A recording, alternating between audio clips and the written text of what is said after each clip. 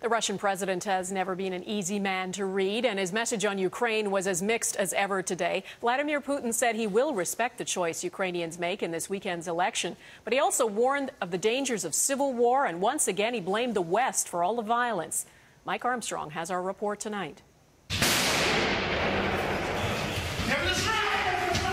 This is an electoral commission office being stormed by pro-Russian gunmen. The video was shot by one of the men taking part.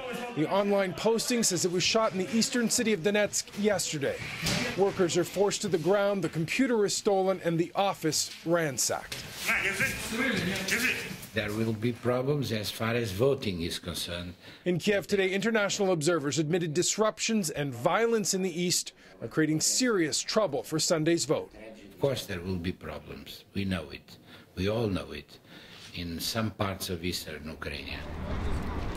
Even as clashes continue, pro-Russian militiamen facing off with Ukrainian soldiers, observers are fanning out. 750 are in the country, including 162 Canadians. Russia was invited to take part, but declined. They didn't want to come. They are not here. But if they could have come, I would be personally very glad.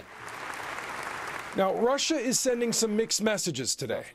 President Vladimir Putin told a group of business leaders he will respect the choice of the Ukrainian people, but he called for military action in the east to stop. Otherwise, dialogue with a new president would be difficult. How would we meet, he asks, speak and talk peacefully when tanks fire upon peaceful inhabitants? Now, as Putin made those comments, Russian state media said today the country will wait until after the vote to decide whether to recognize the results. Ukraine's acting president in this taped address is urging voters to go to the polls Sunday. Ukraine's enemies have tried to disrupt the election, but he says Ukrainians turned out to be stronger and wiser. There is fallout from yesterday's bloody attack on a military checkpoint outside Donetsk. The government now says 11 soldiers were killed in the pre-dawn raid. The head of the country's security service is promising those responsible will be detained and eliminated. Mike Armstrong, Global News, Montreal.